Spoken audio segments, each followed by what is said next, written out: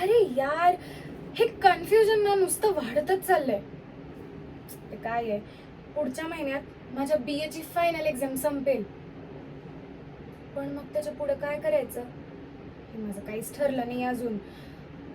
आणि ह्या गोष्टीचा विचार करून ना माझ्या डोक्याचा नुसता भुगा झालाय. आणि माझा दादू, तो मला म्हणालाय की तुझी परीक्षा संपली की तू मुंबईलाच निघून ये आणि मग तुला हवं तितकं शिक. मी करतो सगळं, पण मला जायचंय मुंबईला. पण मुंबईला जाऊन पुढे काय करायचं हे काहीच ठरलं नाही माझं अजून.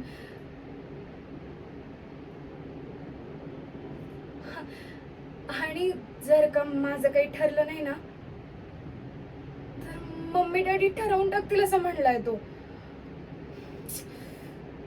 माझं लग्न, आमच्या शेजारची जी अंजू आहे ना, तिचा तर बाहेर पण उडवून टाकला यार. आणि मग काय, BA सोडायला लागलं तिला मध्येच. एक सांगू का, हे असं सगळं ऐकलं ना की मला माझ्या दादूचा इतका हेवा वाटतो ना.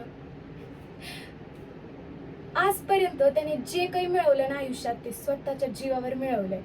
आणि मला पण तो रोज कॉल करत असतोय आणि रोज मला सांगत असतोय, तनू सगळं ना स्वतःच्या जीवावर करायचं, खूप मेहनत करायची. रोज मला हिंमत देत असतो. मम्मी डॅडींचं ठीक आहे, पण मला ना माझ्या दादूसाठी काहीतरी करायचंय. म्हणजे त्याला की नाही माझा अभिमान वाटला पाहिजे असं काहीतरी करायचंय मला. 1 महिना आहे माझ्याकडं, थोडा जोर लावायला लागेल, पण मी लावेन ना. आणि मग मुंबईला जाईन. आणि मग मुंबईला जाऊन एकत्र मिळूनच ठरवू पुढे काय करायचं काय नाही करायचं.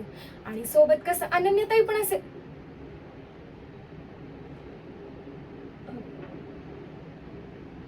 काय, मी काय बोलले? काहीच बोलले नाही मी.